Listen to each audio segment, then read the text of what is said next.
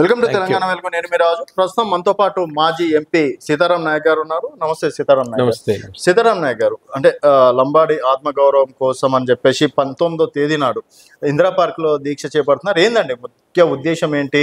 మళ్ళీ ఆదివాసులకి బంజారాలకి ఏమన్నా తగాదా కల్పించే అవకాశాలు ఉన్నాయా? అంటే రకరకాలుగా వినిపిస్తున్నాయి కదా, ఏమనుకోవచ్చు దీన్ని చూసి? ఆదివాసీ మిత్రులకు మేమేం శత్రువులం కాదు, మనకు వాళ్ళే శత్రువులు కాదు. కానీ ఒకరిద్దరు ఏదైతే రాజకీయాల్లో ఉన్నారు, ఒక పర్టికులర్గా రాజ్యాంగం మీద ప్రమాణం చేసినటువంటి వాళ్ళు, ఒక పార్టీలో ఉన్న వాళ్ళు ఈ సంఘ విద్రోహ చర్యలకు పాల్పడితే వాళ్ళని వెంటనే పార్టీ సస్పెండ్ అనే చేయాలి. ఓకే. లేదా వాళ్ళు శిక్షార్హులుగా ఉండాలి. ఏదో చేల్లో అంబోతలని ఇడిచిపెట్టాడు, దేవునికి కోడ ఇడిచిపెడతారు కదా, ఇడిచిపెట్టినట్టు ఒక బలమైనటువంటి బంజారా జాతి దేశానికి అన్నం పెట్టిన వాళ్ళు 12 కోట్ల మంది బంజారాలను పట్టుకొని వాళ్ళు ఏదో ఇష్టం వచ్చినట్టు మాట్లాడితే చాలా రోజుల నుంచి ఓపిక పట్టుకుంటా వస్తూ ఉన్నాం. మేము ఇప్పటికి కూడా ఓపిక పట్టుకుంటాం, ఎందుకంటే ఈ జాతికి ఉన్నంత ఓపిక ఇంకోటికి ఎవరికి లేదు. కానీ ఈ జాతి ఫెరోసియస్గా తిరిగిందంటే దాన్ని ప్రభుత్వం కూడా తట్టుకోదు. అదేవిధంగా మన ప్రభుత్వాన్ని పోయి మేము ఒక నివేదిక ఇచ్చాం, అయినా మీరు ఇట్లా జరుగుతూ ఉంది వాళ్ళని అరికట్టండి అంటే ప్రభుత్వం అనుకూలంగా సానుకూలంగా స్పందించింది. లేదు నాయక్ గారు, నేను వాళ్ళతో మాట్లాడతా, మీతో మాట్లాడుతున్నా, ఈ సమస్య ఎక్కడికి ఆపుదాం అంటే నేను ఒక రిక్వెస్ట్ చేస్తున్నాను ఇప్పుడు మీ ద్వారా కూడా. మీరు ఎట్లా చేస్తారు? ఇది రావణ కాష్టం లాగా 64 సంవత్సరాల తర్వాత అంటే 70 ఏళ్ల నుంచి ఎస్టీలుగా ఉన్న వాళ్ళను 64 సంవత్సరాల తర్వాత 2018లో ఈ వీళ్ళు లంబాడీలు గిరిజనులు కాదని అనే అధికారం ఎవరికి ఉంది? హక్కు ఎవరికి ఉంది? ఎవరికి ఇచ్చిన రాజ్యాంగం వాళ్లకు ఉంది కదా. అది చెప్పినటువంటి వాళ్లను ప్రభుత్వాన్ని నేను అడుగుతున్నా, సార్ వాళ్ళు దొంగదారిన దొడ్డిదారిన దొంగల లంగలు అంటున్నారు. మరి మేము ఇట్లా వింటూనే ఉన్నాను.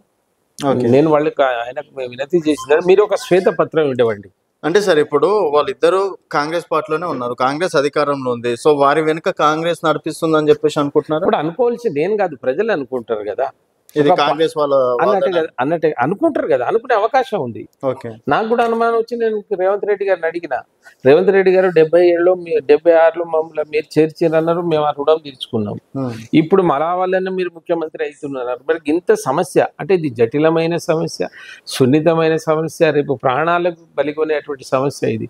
మరి రేవంత్ రెడ్డి గారు ఇంత తెలిసినటువంటి వాళ్ళు ఒక శ్వేతపత్రం ఇవ్వమనండి.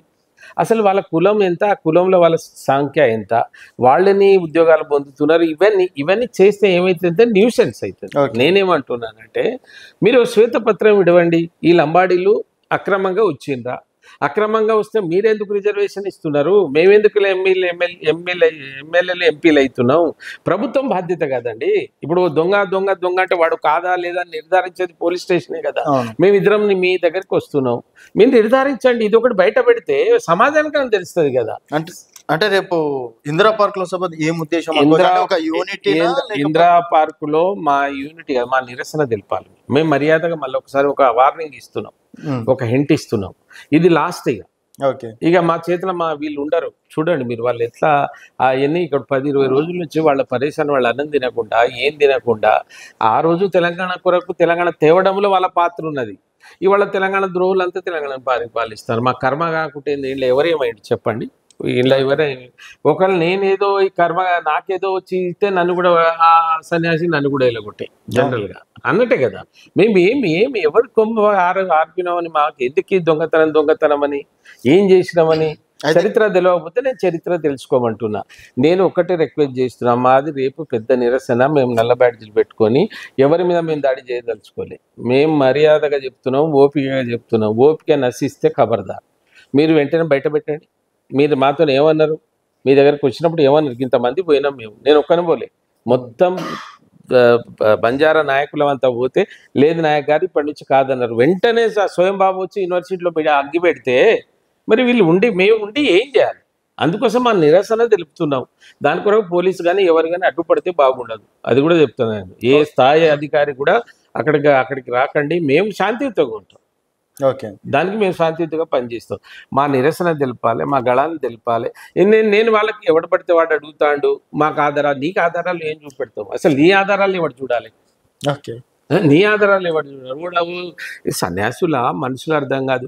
ఇది రాజ్యాంగం రాసినాడు 9 మందే ఉన్నారంటే ఇలా 9 మందే ఉన్నారు. తెలంగాణలో 34 కులాల, దేశంలో 120 కులాల. అరే నేను పార్లమెంటేరియన్, నేను 5 సంవత్సరాలు పార్లమెంట్ లో చట్టాలు చేసిన వాళ్ళకి మాత్రం మాకు తెలియదు. మా వల్ల మీకు వచ్చే నష్టం మీకేం నష్టం అవుతుందో చెప్పండి, అందరమే కొట్లాడతాం అంటున్నా. సూపర్ న్యూమరీ సీట్స్ గవర్నమెంట్ ఇవ్వచ్చు, నువ్వు కాంపిటేట్ కావు. నేనే చెప్తా సార్, ఆదివాసీ బిడ్డ కాంపిటేట్ కాలేరు. అసలు నీ పర్సంటేజ్ చూడరాదు. ఇప్పుడు 31 కులాలు ఉన్నాయి భయ్. మరి రేపు ఎరకల్లా 3 లక్షల మంది ఉన్నాడు, ఒకడే ఎమ్మెల్యే కాలేదు, ఎమ్మెల్యే కాలేదు, ఎంపీ కాలేదు అంటే వాళ్ళు రేపు మేము పోయినా వాడు దులిపాడు. అసలు ఏది నాకు అర్థం కాదు. అంటే ఇప్పుడు అట్లా అంటే ఏమంటారట, ఆ సీతారాం నాయక్ చెప్పండి, మేము మాకు ఎంపీలు ఏమొద్దు, మా జాబులు మీ జాబులు ఏం కావాలో మరి మీ లెక్కేందుకు ఇవ్వండి, ఇస్తాం. అండ్ ఫైనల్ గా ఏం చెప్తారండి? సో ఈ సభకు సంబంధించి ఏం లేదు, సభకు చాలా ఎత్తున అందరినీ రమ్మంటున్నాం, రిక్వెస్ట్ చేస్తున్నాం.